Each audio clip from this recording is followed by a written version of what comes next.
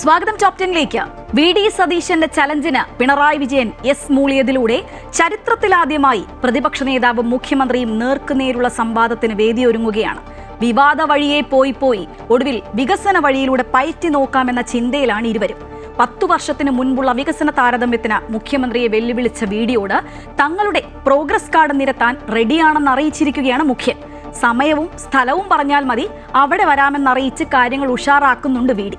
ഇത് വെറും വാക്കാകല്ലേ, ഉശിരൻ സംവാദമാകണേ, തങ്ങൾക്ക് അതുവഴി ഗുണമാകണേ എന്ന് ആശിക്കുകയാണ് വോട്ടർമാർ. ഇന്നത്തെ വാർത്തകൾ സമഗ്രമായി തന്നെ നോക്കാം. ആദ്യം 10 പ്രധാന വാർത്തകളിലേക്ക്.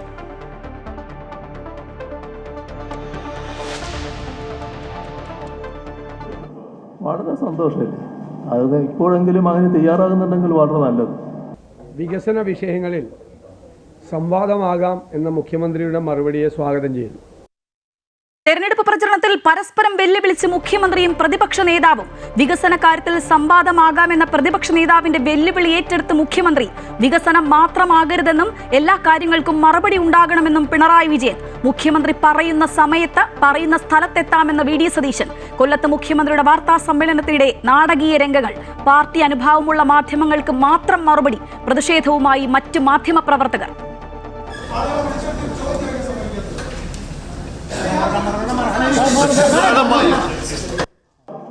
ചോദ്യം ചോദിക്കണം, ചോദ്യം മനസ്സിലുണ്ടായാൽ പോരാ. ഇവിടെ ചിലർക്ക് ചില ഉദ്ദേശങ്ങളുണ്ട്, ആ ഉദ്ദേശമാണ് ഇപ്പോൾ പ്രകടമായത്. ഇതേതെങ്കിലും വാർത്താ സമ്മേളനത്തിൽ കാണുന്ന കാര്യമാണോ? നിങ്ങളെല്ലാവരും ചോദിച്ചു, നിങ്ങൾ ഏത് മാധ്യമപ്രവർത്തകനാണെന്ന് ഞാൻ ചോദിച്ചില്ല. ആ ചോദ്യത്തിന് ഞാൻ മറുപടി പറഞ്ഞു, ആ മറുപടി വിശദമായിട്ട് പറഞ്ഞു. അതിൽ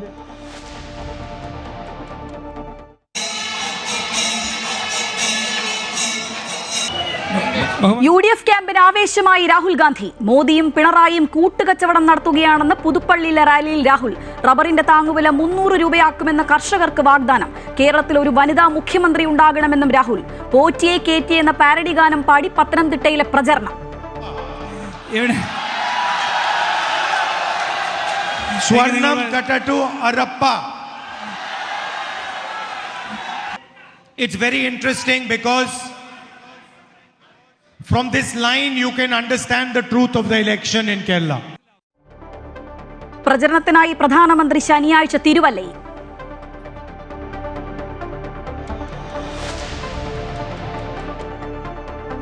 ഡീൽ വിവാദം മുറുകുമ്പോഴും SDPIയുടെ വോട്ട് വേണ്ടെന്ന നിലപാട് തുറന്നു പറയാതെ CPM.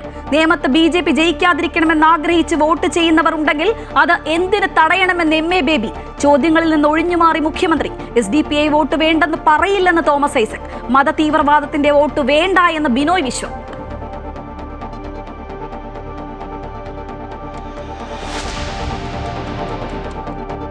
വിദേശ സഹായം സ്വീകരിക്കുന്നത് നിയന്ത്രിക്കുന്ന FCRA ബില്ല് പാസാക്കിയതിൽ ക്രൈസ്തവ സഭകൾക്ക് ആശങ്ക. തീരുമാനം പുനഃപരിശോധിക്കണമെന്ന ഓർത്തഡോക്സ് സഭ. നിയമം ബാധിക്കുക ക്രൈസ്തവരെ എന്ന തൃശൂർ അതിരൂപത. ഭേദഗതിയിൽ നിന്ന് പിന്തിരിയണമെന്നാവശ്യപ്പെട്ട പ്രധാനമന്ത്രിക്ക് മുഖ്യമന്ത്രിയുടെ കത്ത്. ബില്ല് പാസാക്കിയത് ഗൂഢലക്ഷ്യങ്ങളോടെ എന്ന് കോൺഗ്രസ്. FCRA ഭേദഗതി ന്യൂനപക്ഷ വേട്ടയല്ല എന്ന് കേന്ദ്രമന്ത്രി ജോർജ് കുര്യൻ.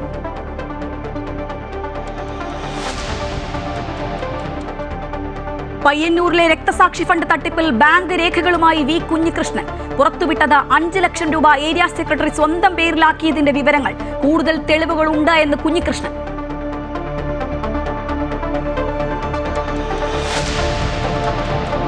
ഇറാന് ട്രംപിന്റെ മുന്നറിയിപ്പ്. ഹോർമൂസ് കടലിടുക്ക് തുറന്നു തന്നില്ലെങ്കിൽ ഇറാന്റെ ഊർജ്ജ നിലയങ്ങൾ ആക്രമിക്കുമെന്ന് അമേരിക്കൻ പ്രസിഡന്റ് ഡൊണാൾഡ് ട്രംപ്.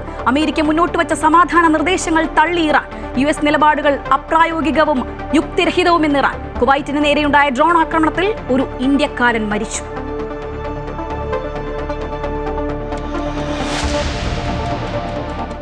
രാജ്യം നക്സൽ മുക്തമെന്ന് പാർലമെന്റിൽ അമിത്ഷാ.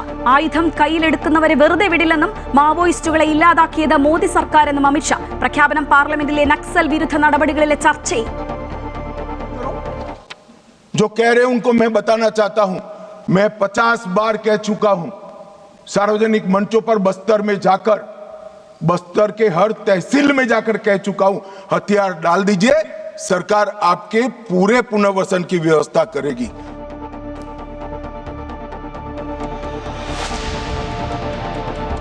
IPL രാജസ്ഥാൻ റോയൽസിനെതിരെ ചെന്നൈ സൂപ്പർ കിങ്സിന് ബാറ്റിംഗ് തകർച്ച. ചെന്നൈയുടെ ഇന്നിംഗ്സ് 127 റൺസിൽ ഒതുങ്ങി. ചെന്നൈയുടെ അരങ്ങേറ്റ മത്സരത്തിൽ 6 റൺസ് എടുത്ത് സഞ്ജു പുറത്ത്.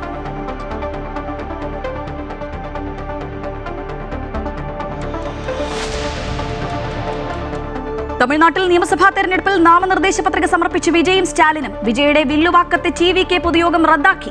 ആൾക്കൂട്ടത്തെ നിയന്ത്രിക്കാൻ മതിയായ പോലീസ് ഇല്ലെന്ന വിശദീകരണം.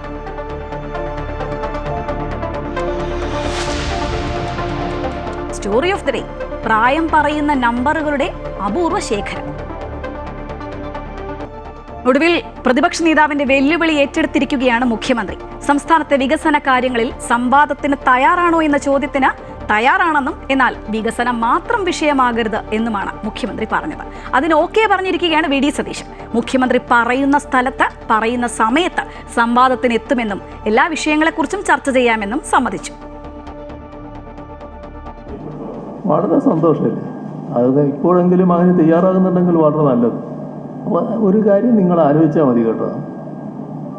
ഈ ഏറ്റവും വലിയ സംവാദത്തിൻ്റെ സ്ഥലം അസംബ്ലിയാണ്. അസംബ്ലി സാധാരണ തെരഞ്ഞെടുപ്പിൻ്റെ തൊട്ട് മുൻപുള്ള അസംബ്ലി എന്ന് പറഞ്ഞാൽ ഈ ഭരണപക്ഷത്തെ അങ്ങനെ എരിവരി കൊള്ളിക്കുമല്ലോ പ്രതിപക്ഷം, ഏത് പ്രതിപക്ഷമായാലും, കാരണം തെരഞ്ഞെടുപ്പിലേക്ക് പോവുകയില്ല. യഥാർത്ഥത്തിൽ ഗവൺമെൻറ്റിനെ കുറിച്ച് വലിയ വിമർശനങ്ങൾ ഉണ്ടെങ്കിൽ അത് ഉന്നയിക്കാനുള്ള അവസരമില്ല. ഇനി ഇത് മാത്രമല്ല, അത്തരമൊരു സഭാ സമ്മേളനമാകുമ്പോൾ നമ്മുടെ ഗവൺമെൻറ്റിൻ്റെ കൊള്ളരുതായ്മകളുണ്ടെങ്കിൽ അത് ഏറ്റവും കൂടുതൽ പുറത്തു കൊണ്ടുവരുമല്ലോ. വികസന വിഷയങ്ങളിൽ സംവാദമാകാം എന്ന മുഖ്യമന്ത്രിയുടെ മറുപടിയെ സ്വാഗതം ചെയ്യുന്നു.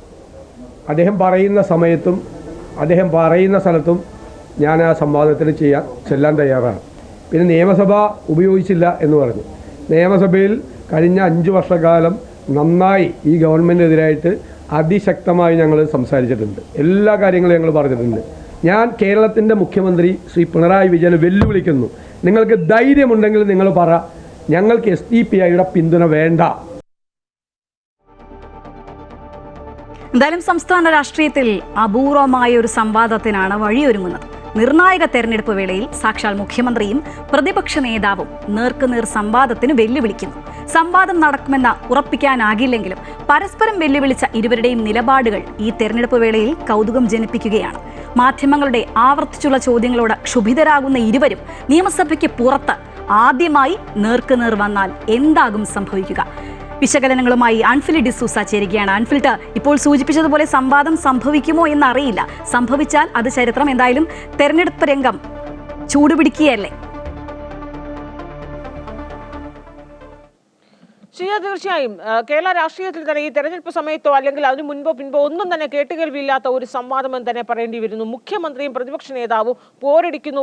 ഏറ്റവും ഒടുവിൽ അവർ പരസ്പരം സംവാദത്തിന് വെല്ലുവിളിക്കുന്ന ഒരു കാഴ്ചയാണ്. നമുക്കറിയാം, ഈ തെരഞ്ഞെടുപ്പ് സമയത്ത് സ്ഥാനാർത്ഥി പട്ടികകളൊക്കെ പൂർത്തിയായി തെരഞ്ഞെടുപ്പിലേക്ക് സജീവമായി കടക്കുന്ന ആ സമയം മുതൽ തന്നെ പ്രതിപക്ഷ നേതാവും മുഖ്യമന്ത്രിയും എന്ന രീതിയിലുള്ള അവർ നേർക്കുനേർ വരുന്ന ഒരു കാഴ്ചകളാണ് ഏറ്റവും അധികം കണ്ടുകൊണ്ടേയിരിക്കുന്നത്. അതായത് ഡീൽ എന്നൊരു ആരോപണം പ്രതിപക്ഷ നേതാവ് ഉയർത്തുന്നു. അതിനൊക്കെ തന്നെ ഓരോ ദിവസവും അതിന് മുഖ്യമന്ത്രി വാർത്താ സമ്മേളനം നടത്തുമ്പോൾ കൃത്യമായി മറുപടി പറയുന്നു. അങ്ങനെ ഇവർ തമ്മിൽ മാത്രമുള്ള ഒരു പോരായി മാറുന്ന ഒരു സാഹചര്യം. അതിപ്പോൾ ഏറ്റവും ഒടുവിൽ അത് സോഷ്യൽ മീഡിയയിലൂടെ ഇവർ രണ്ടുപേരും തമ്മിൽ പോരടിക്കുന്നത് കൊണ്ട് RSS ബന്ധമൊക്കെ ഉയർത്തിക്കാട്ടി ആരാണ് ഏറ്റവും കൂടുതൽ RSSന്റെ ബന്ധു എന്ന് വരുത്തി തീർക്കാനുള്ള ഒരു ശ്രമമൊക്കെ പരസ്പരം ആരോപണ പ്രത്യാരോപണങ്ങളൊക്കെ നടത്തുന്നു.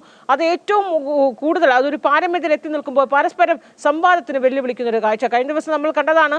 പ്രതിപക്ഷ നേതാവ് പറയുന്നതൊക്കെ തന്നെ പ്രതിപക്ഷ നേതാവ് എന്ന് പറയുന്നത് നുണേശൻ എന്ന രീതിയിൽ ഇടത് ക്യാമ്പുകളൊക്കെ വലിയ രീതിയിൽ സൈബർ ഇടങ്ങളിലൊക്കെ അത് ആഘോഷമാക്കി മാറ്റുന്നു. അതേസമയം പ്രതിപക്ഷ നേതാവാകട്ടെ പിണറായി അല്ല അത് നുണറായി എന്നൊരു വാക്ക് പ്രയോഗിക്കുന്നു. അത് UDF ക്യാമ്പുകളിലൊക്കെ സൈബർ ഇടങ്ങളിലൊക്കെ തന്നെ അതും വലിയ രീതിയിൽ തന്നെ പ്രചരിപ്പിക്കുന്നു. അങ്ങനെ ഇവർ തമ്മിൽ അനാരോഗ്യകരമായ എന്ന രീതിയിൽ പോലും പറയുന്ന ചില ഘട്ടങ്ങളിലേക്ക് കടക്കുന്ന രീതിയിലുള്ള ചില വാദപ്രതിവാദങ്ങളിലേക്ക് പോകുന്നു. ഏറ്റവും ഒടുവിലാണ് ഇവർ പരസ്പരം സംവാദത്തിന് തുറന്ന പോരിനെ അവർ വെല്ലുവിളിക്കുകയാണ് ചെയ്യുന്നത്. അങ്ങനെ ഒരു സാഹചര്യം ഉണ്ടാവുകയാണെങ്കിൽ അതൊക്കെ ഒരു അപൂർവമായ ഒരു സംവാദം തന്നെയായിരിക്കും. ഇതൊന്നും തന്നെ നിയമസഭയ്ക്ക് പുറത്ത് മുഖ്യമന്ത്രിയും പ്രതിപക്ഷ നേതാവും നേർക്കുനേർ വരുന്നു എന്ന് പറയുമ്പോൾ ഈ തെരഞ്ഞെടുപ്പ് കാലയളവിൽ അത് ആകാംക്ഷയും കൗതുകവും ജനിപ്പിക്കുന്നതാണ്. അത് എത്രത്തോളം പ്രായോഗികമാണ് അല്ലെങ്കിൽ അത് നടക്കുമെന്നൊന്നും നമുക്ക് ഉറപ്പ് പറയാനാകില്ല. എങ്കിൽ പോലും ഈ വിവാദ വിഷയങ്ങൾക്കപ്പുറത്തേക്ക് അത് വിട്ടുമാറി അപ്പോഴെങ്കിലും ഒരു വികസന വിഷയങ്ങൾ ചർച്ചയാകുമെന്ന് തന്നെ നമ്മൾ പ്രതീക്ഷിക്കേണ്ടിയിരിക്കുന്നു. അപ്പോൾ ഉയരുന്നത് ഈ പ്രതിപക്ഷ നേതാവ് ആദ്യം മുഖ്യമന്ത്രിയോട് ചോദിക്കുന്നത് ഒരുപക്ഷെ SDPI ബന്ധം തന്നെയാകും. അങ്ങനെയെങ്കിലും മാധ്യമപ്രവർത്തകർ ഇന്ന് കൊല്ലത്ത് ചോദിച്ചപ്പോൾ തന്നെ ആ ഒരു ചോദ്യത്തിൽ എന്താണ് അവിടെ സംഭവിച്ചതെന്നൊക്കെ നമ്മൾ കണ്ടതാണ്. അങ്ങനെ വരുമ്പോൾ ഇവർ രണ്ടുപേരും ഏറ്റുമുട്ടുന്ന ഒരു സാഹചര്യം, അങ്ങനെ വരുമ്പോൾ സംവാദത്തിന്റെ ഒരു അതിന്റെ ഒരു പരിണിത അനന്തരഫലമൊക്കെ എന്തായിരിക്കുമെന്ന് നമുക്ക് ഇപ്പോൾ തന്നെ ഊഹിക്കാവുന്നതാണ്. എന്തായാലും അവസാന ലാപ്പിലെങ്കിലും ഈ വികസന വിഷയം ചർച്ചയാകുമെന്ന് തന്നെ പ്രതീക്ഷിക്കാം. ഇപ്പോൾ നാളെ NDAയുടെ പ്രകടന പത്രിക പുറത്തിറങ്ങുന്നു. ഏപ്രിൽ 2-ന് UDF-ന്റെയും LDF-ന്റെയും പ്രകടന പത്രികകൾ പുറത്തിറങ്ങുകയാണ്. ആ അവസാന നിമിഷമെങ്കിലും ജനോപകാരപ്രദമായ വിഷയങ്ങൾ ചർച്ചയാകുമെന്ന് തന്നെ നമുക്ക് കരുതാം. ശ്രീജ, തീർച്ചയായും എന്തായാലും വെല്ലുവിളികൾ പ്രതിപക്ഷ നേതാവും മുഖ്യമന്ത്രിയും ഏറ്റെടുത്തിരിക്കുകയാണ്. ഇനി സംവാദം നടക്കുമോ ഇല്ലയോ എന്നുള്ള കാര്യം മാത്രമാണ് അറിയേണ്ടതായിട്ടുള്ളത്. വിവരങ്ങളുമായി ഇപ്പം ചേരുകയായിരുന്നു അൻഫിലിഡ് ഡിസോസ.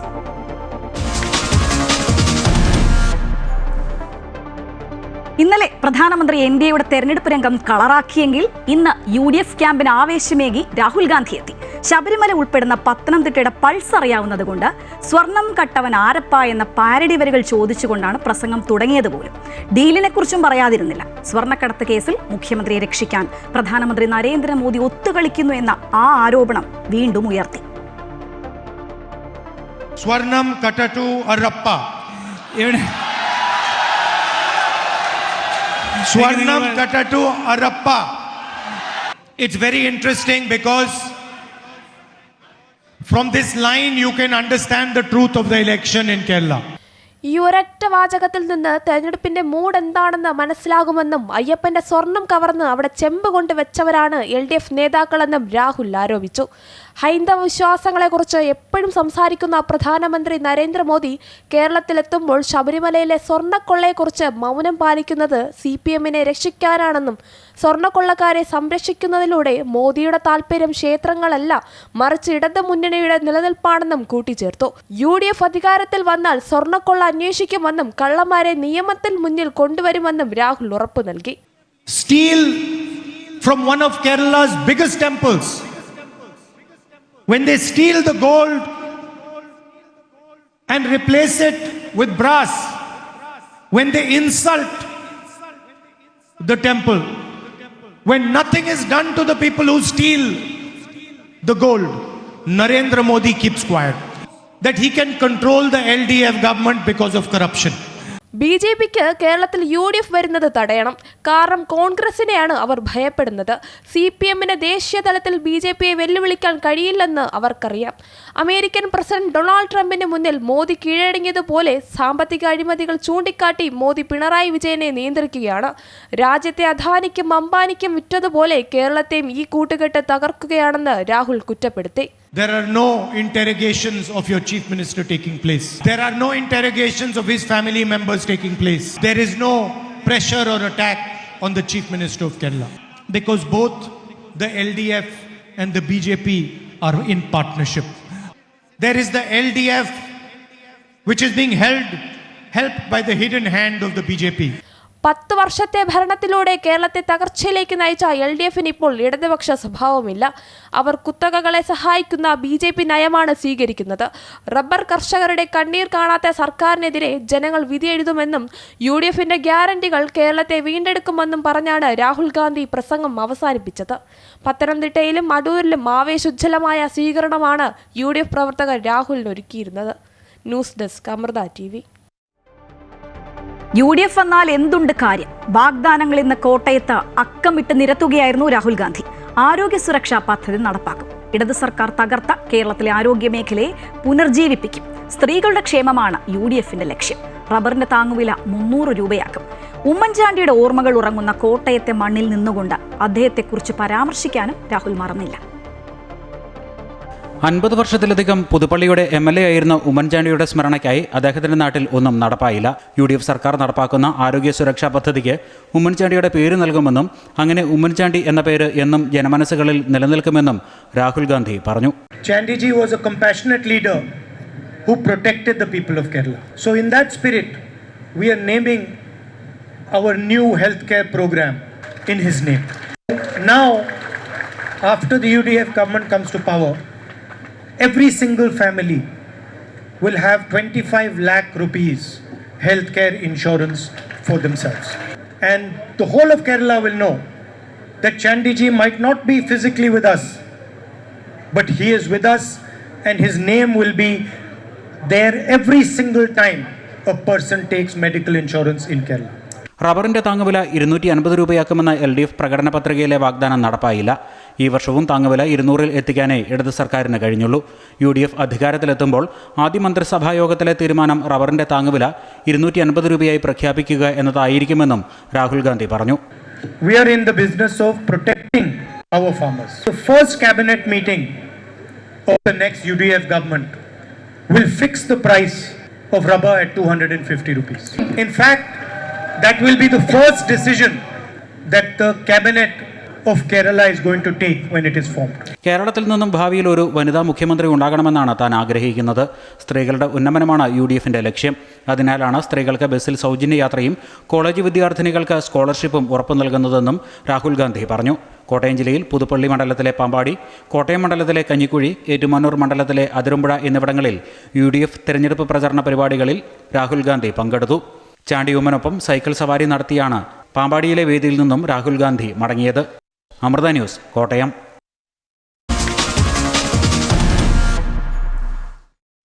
ഡീൽ വിവാദം മുറുകുന്നുണ്ട്. അതിനിടെ SDP വോട്ട് വേണ്ട എന്ന നിലപാട് കൃത്യമായി അറിയിക്കുന്നില്ല CPM.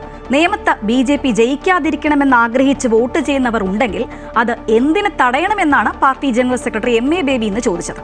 എന്തായാലും SDP വോട്ട് സ്വീകരിക്കാമെന്ന ബേബിയുടെ പരോക്ഷ മറുപടിയോടെ ഇക്കാര്യം UDF പ്രചരണായുധമാക്കും എന്ന് ഉറപ്പ്. ഞായറാഴ്ച തിരൂരിലെ മുഖ്യമന്ത്രിയുടെ വാർത്താ സമ്മേളനത്തിനിടെയാണ് SDP വോട്ട് വേണ്ട എന്ന് പറയാമോ എന്ന ചോദ്യമുയർന്നത്. അതേസമയം മുഖ്യമന്ത്രി വോട്ട് വേണ്ട എന്ന് പറയാതിരുന്നതിനെ SDP സംസ്ഥാന പ്രസിഡന്റ് CPI ലത്തീഫ് സ്വാഗതം ചെയ്തു.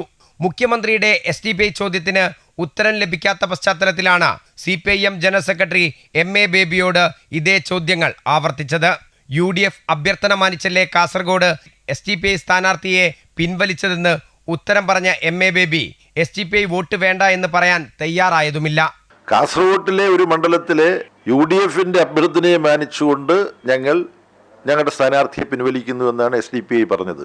അപ്പോൾ ആദ്യം UDF വിശദീകരിക്കട്ടെ. ഓരോരുത്തർ അവരുടെ സ്വന്തമായ അഭിപ്രായത്തിന്റെ അടിസ്ഥാനത്തിൽ ആർക്കെങ്കിലും വോട്ട് ചെയ്യാനോ ചെയ്യാതിരിക്കാനോ തീരുമാനിക്കുന്നത് അവരുടെ വിഷയമാണ്. അവർ ചെയ്യാൻ വേണ്ടി തീരുമാനിച്ചാൽ നിങ്ങൾ പോയിട്ട് അവർ വോട്ട് ചെയ്യുന്നത് തടസ്സപ്പെടുത്തുമോ എന്നുള്ള ചോദ്യങ്ങൾ നിങ്ങൾക്ക് ചോദിക്കാം. അങ്ങനെ ചോദിക്കുമ്പം അത്തരം എല്ലാ ചോദ്യത്തിലും ഞങ്ങൾ മറുപടി പറയും എന്ന് പ്രതീക്ഷിക്കരുത്.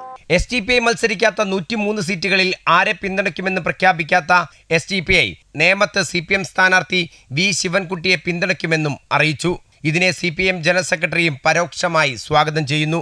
BJPയും RSSും അവിടെ ജയിക്കാതിരിക്കണം എന്ന താല്പര്യത്തോടുകൂടി ആരെല്ലാം ശ്രമിക്കുന്നുവോ ആ ശ്രമങ്ങളെല്ലാം നേമം അസംബ്ലി മണ്ഡലത്തിന്റെ സാഹചര്യത്തിൽ സ്വാഗതാർഹമാണ്. കഴിഞ്ഞ തവണയും SDP നേമത്ത് V ശിവൻകുട്ടിക്കാണ് പിന്തുണ നൽകിയത്. സ്വാധീനമുള്ള പ്രതിഭാസമല്ല വെൽഫെയർ പാർട്ടിയെന്നും RSSനെയും വെൽഫെയർ പാർട്ടിയെയും സമീകരിക്കാനാവില്ലെന്നും മറ്റൊരു ചോദ്യത്തിനുത്തരമായി MA ബേബി പറഞ്ഞു. വെൽഫെയർ പാർട്ടി എന്ന് പറയുമ്പോഴും നമ്മുടെ സമൂഹത്തിലെ വലിയ സ്വാധീനവും ശക്തിയുള്ള ഒരു പ്രതിഭാസമല്ല ഈ വെൽഫെയർ പാർട്ടി. പക്ഷെ 10 മിനിറ്റ് RSSന്റെ ഫാസത്തെക്കുറിച്ച് പറയുമ്പം 10 മിനിറ്റ് തന്നെ വെൽഫെയർ പാർട്ടിയെ കുറിച്ച് പറയണമെന്ന് ചില കരുതുന്നുണ്ട്. അത് ശരിയല്ല. അതിനെ സമീകരിക്കാൻ ഇത് രണ്ടും ഒരുപോലെയാണെന്ന് പറയാൻ ഒരിക്കലും CPIM തയ്യാറല്ല. കഴിഞ്ഞ ലോക്സഭാ തെരഞ്ഞെടുപ്പിൽ 20 സീറ്റുകളിലും UDFനെയാണ് SDP പിന്തുണച്ചത്. അതേസമയം SDP വോട്ട് വേണ്ടെന്ന VD സതീശന്റെ നിലപാടാണ് സംഘടനയുടെ ചുവടുമാറ്റത്തിന് പിന്നിൽ. മത്സരിക്കുന്ന 36 സീറ്റുകളിലും SDP കത്രിക ചിഹ്നത്തിലാണെങ്കിൽ മലപ്പുറത്തെ 3 LDF സ്വതന്ത്രരുടെ ചിഹ്നവും കത്രികയാണ്. ഈ യാദൃശ്ചികതയും UDF LDFനെതിരെ പ്രചരണായുധമാക്കുന്നു. വരും ദിവസങ്ങളിൽ CPM ഡീൽ ചർച്ചയായി തന്നെ നിലനിർത്താനാകും UDF ക്യാമ്പിന്റെ ശ്രമം. MM Ragesh, Amrita news, Kozhikode. CPM SDP deal ആരോപണങ്ങളെക്കുറിച്ചുള്ള ചോദ്യങ്ങളിൽ നിന്ന് ഇന്നും മുഖ്യമന്ത്രി ഒഴിഞ്ഞുമാറി.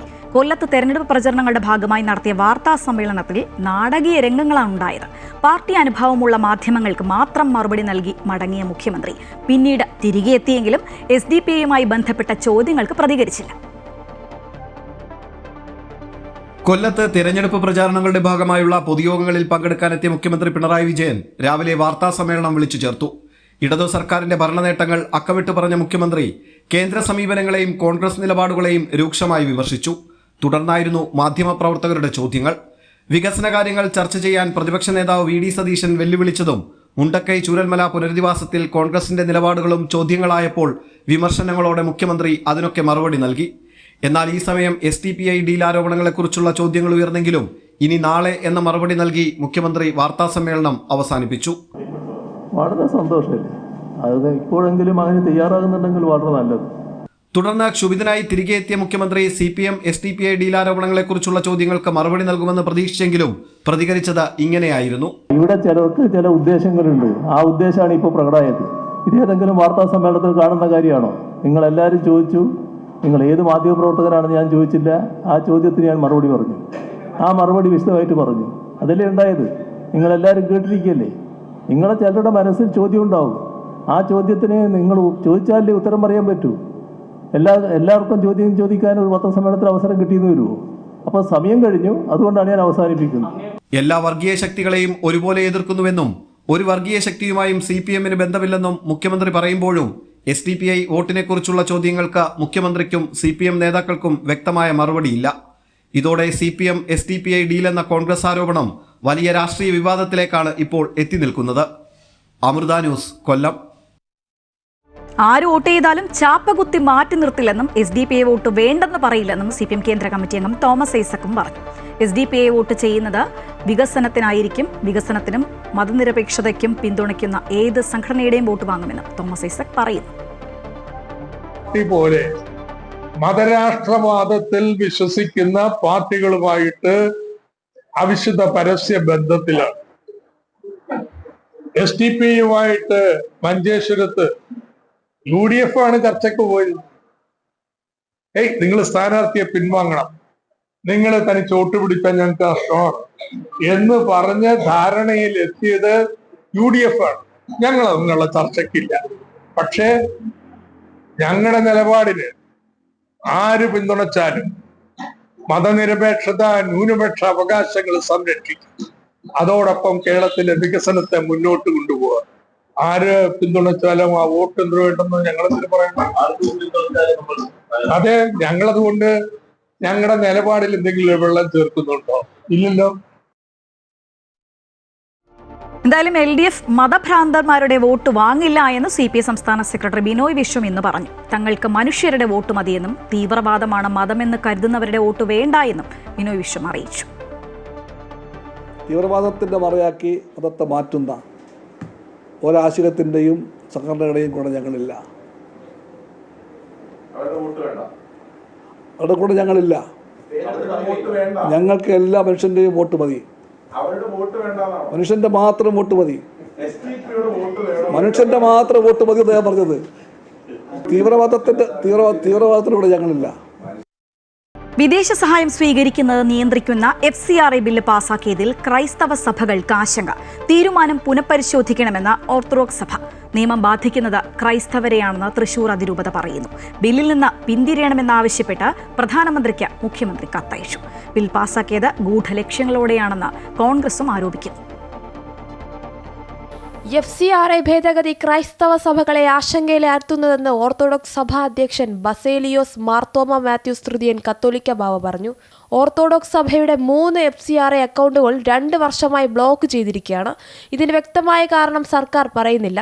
കേന്ദ്ര സർക്കാരിന് ഇരട്ടത്താപ്പ് നയമാണോ എന്ന് സഭകൾ സംശയിക്കുന്നുവെന്നും കത്തോലിക്ക ബാവ കൂട്ടിച്ചേർത്തു.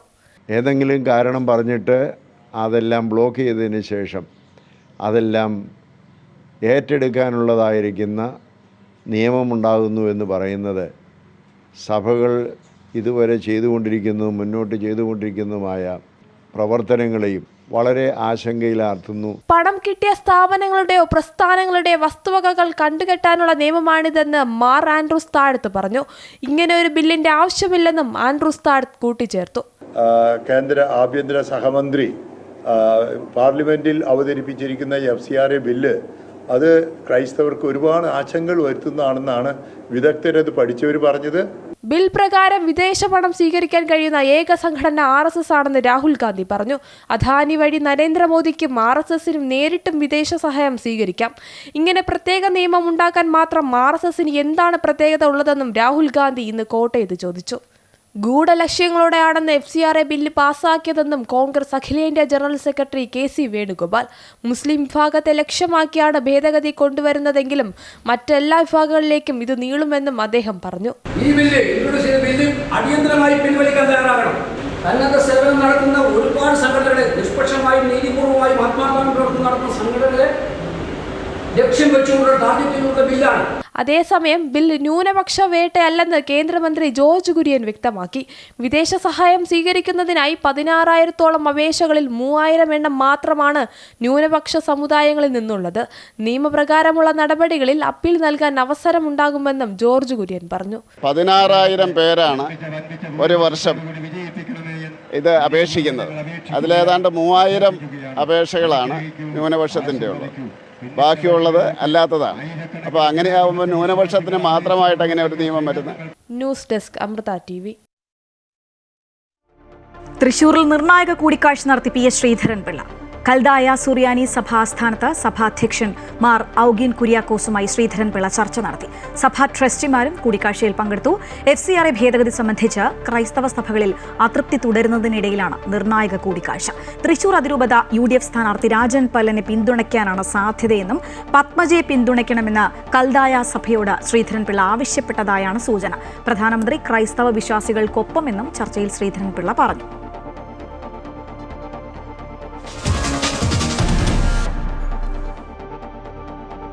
തെരഞ്ഞെടുപ്പ് പടിവാതിൽക്കൽ എത്തി നിൽക്കെ പയ്യന്നൂരിലെ രക്തസാക്ഷി ഫണ്ട് തട്ടിപ്പാരോപണത്തിൽ കൂടുതൽ തെളിവുകൾ പുറത്തുവിട്ടിരിക്കുകയാണ് വി കുഞ്ഞികൃഷ്ണൻ. ഏരിയ സെക്രട്ടറി സ്വന്തം അക്കൗണ്ടിലേക്ക് മാറ്റിയ തുകയുടെയും കള്ളരേഖ ചമച്ചതിന്റെയും തെളിവുകളാണ് പുറത്തുവിട്ടത്. CPM പ്രതിരോധത്തെ പൊളിക്കുന്ന രേഖകളാണ് സമൂഹമാധ്യമത്തിൽ പങ്കുവച്ചത്. ധനരാജ് രക്തസാക്ഷി ഫണ്ടിൽ നിന്ന് 5 ലക്ഷം രൂപ പാർട്ടി ഏരിയ സെക്രട്ടറിയായിരുന്ന KP മധുവിന്റെ അക്കൗണ്ടിലേക്ക് കൈമാറിയതിന്റെ രേഖയാണ് കുഞ്ഞികൃഷ്ണൻ സമൂഹ മാധ്യമത്തിൽ പങ്കുവച്ചിരിക്കുന്നത്.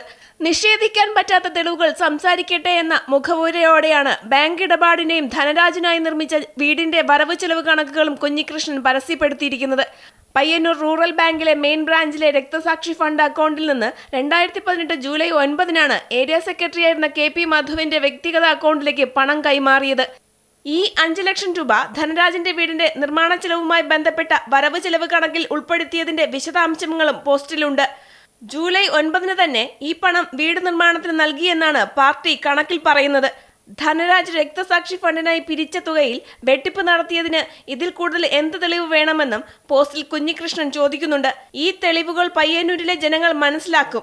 കുഞ്ഞികൃഷ്ണൻ FB പോസ്റ്റ് അവസാനിപ്പിക്കുന്നത്. PTO ഫണ്ട് തട്ടിപ്പുമായി ബന്ധപ്പെട്ട ആരോപണത്തിൽ CPM പ്രതിരോധം തീർക്കുന്നതിനിടയിലാണ് കുഞ്ഞികൃഷ്ണൻ കൂടുതൽ തെളിവുകൾ പുറത്തുവിട്ട് പാർട്ടിയെ നിശബ്ദമാക്കുന്നത്. നാളിതുവരെയും അണികളെ കണക്കുകൾ ബോധ്യപ്പെടുത്താൻ സാധിച്ചിട്ടില്ല എന്നാണ് യാഥാർത്ഥ്യം.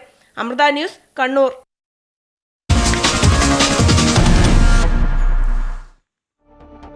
പശ്ചിമേഷ്യയിലെ യുദ്ധം അവസാനിപ്പിക്കാൻ അമേരിക്ക മുന്നോട്ടുവച്ച സമാധാന നിർദ്ദേശങ്ങൾ തള്ളി ഇറാൻ. US നിലപാടുകൾ അപ്രായോഗികവും യുക്തിരഹിതവുമെന്ന് ചൂണ്ടിക്കാട്ടിയാണ് ഇറാൻ നിർദ്ദേശങ്ങൾ തള്ളിയത്. അതേസമയം ഹോർമൂസ് കടലിടുക്ക് തുറന്നു നൽകിയില്ല എങ്കിൽ ഇറാന്റെ ഊർജ്ജ നിലയങ്ങൾ ആക്രമിക്കുമെന്ന് US പ്രസിഡന്റ് ഡൊണാൾഡ് ട്രംപ് മുന്നറിയിപ്പ് നൽകി. അതേസമയം ഇറാന്റെ തലസ്ഥാനമായ ടെഹ്റാനിലെ സൈനിക കേന്ദ്രങ്ങൾക്കും ലബനനിലെ ബെയ്റൂട്ടിലുള്ള ഹിസ്ബുള്ള കേന്ദ്രങ്ങൾക്കും നേരെ ഇസ്രായേൽ ശക്തമായ മിസൈൽ ആക്രമണം നടത്തി. ഇറാൻ ഇസ്രായേൽ US യുദ്ധം 1 മാസം പിന്നിടുമ്പോൾ GCC രാജ്യങ്ങൾക്ക് നേരെയുള്ള ഇറാന്റെ ആക്രമണങ്ങൾ തുടരുകയാണ്. കൃത്യതയുള്ള പ്രതിരോധ സംവിധാനങ്ങളും സുരക്ഷാ ക്രമീകരണങ്ങളും ഒരുക്കി ആക്രമണ ശ്രമങ്ങളെ ഭൂരിഭാഗവും തടയുന്നുണ്ട് അറബ് രാജ്യങ്ങൾ. സംഘർഷ സാഹചര്യം എത്രയും വേഗം അവസാനിപ്പിച്ച് സമാധാനം പുലരുമെന്ന പ്രതീക്ഷയിലാണ് മലയാളികൾ അടക്കമുള്ള ഗൾഫ് പ്രവാസികൾ. യാതൊരു തരത്തിലും പങ്കാളിത്തമില്ലാത്ത ഒരു യുദ്ധ സാഹചര്യത്തിലേക്ക് GCC രാജ്യങ്ങൾ വലിച്ചിഴക്കപ്പെട്ടിട്ട് 1 മാസം പൂർത്തിയായി. 1 മാസം പിന്നിടുമ്പോഴും GCC രാജ്യങ്ങൾക്ക് നേരെയുള്ള ഇറാന്റെ ആക്രമണ ശ്രമങ്ങൾ തുടരുകയാണ്. UAEക്ക് നേരെ 27 ഡ്രോണുകളും 11 ബാലിസ്റ്റിക് മിസൈലുകളുമാണ് ഇന്ന് ഇറാൻ അയച്ചത്.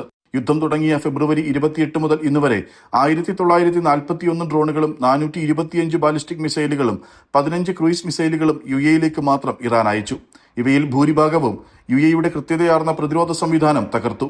2 സൈനികരും ഇന്ത്യക്കാരും ഉൾപ്പെടെ 11 പേർക്കാണ് UAEയിൽ ജീവൻ നഷ്ടമായത്. 178 പേർക്ക് ഇറാൻ ആക്രമണ ശ്രമങ്ങളുടെ ഭാഗമായി പരിക്കേറ്റു.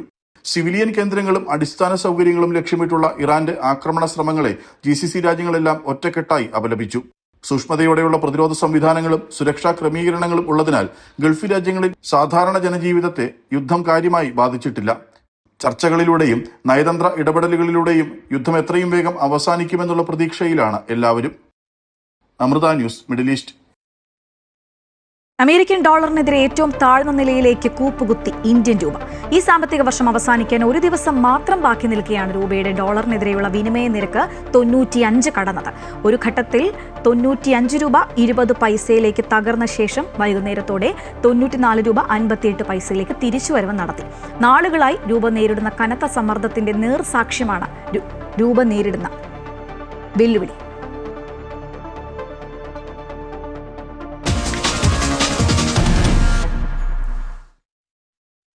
തമിഴ്നാട്ടിൽ മുഖ്യമന്ത്രി MK സ്റ്റാലിനും TVK അധ്യക്ഷൻ വിജയും ഉൾപ്പെടെയുള്ളവർ നാമനിർദ്ദേശ പത്രിക സമർപ്പിച്ചു. സ്റ്റാലിൻ ചെന്നൈയിലെ കൊളത്തൂരിലാണ് പത്രിക സമർപ്പിച്ചത്. DMK വൻ ഭൂരിപക്ഷത്തോടെ അധികാരം നിലനിർത്തുമെന്ന് പിന്നീട് അദ്ദേഹം മാധ്യമപ്രവർത്തകരോട് പ്രതികരിച്ചു. പാർട്ടി പ്രവർത്തകരുടെ അകമ്പടിയോടെ പ്രകടനമായി എത്തിയാണ് സ്റ്റാലിൻ പത്രിക സമർപ്പിച്ചത്. തുടർന്ന് റോഡ് ഷോയും നടന്നു. നടൻ വിജയ് പെരമ്പൂരിലാണ് പത്രിക നൽകിയത്. കനത്ത സുരക്ഷാ സന്നാഹത്തിലാണ് വിജയ് എത്തിയത്. അതേസമയം വിജയുടെ വില്ലുവാക്കത്തെ പൊതുയോഗം റദ്ദാക്കി. സുരക്ഷ ഒരുക്കാൻ മതിയായ പോലീസ് സംവിധാനം ഇല്ല എന്ന് ചൂണ്ടിക്കാട്ടിയാണ് യോഗം റദ്ദാക്കിയത്.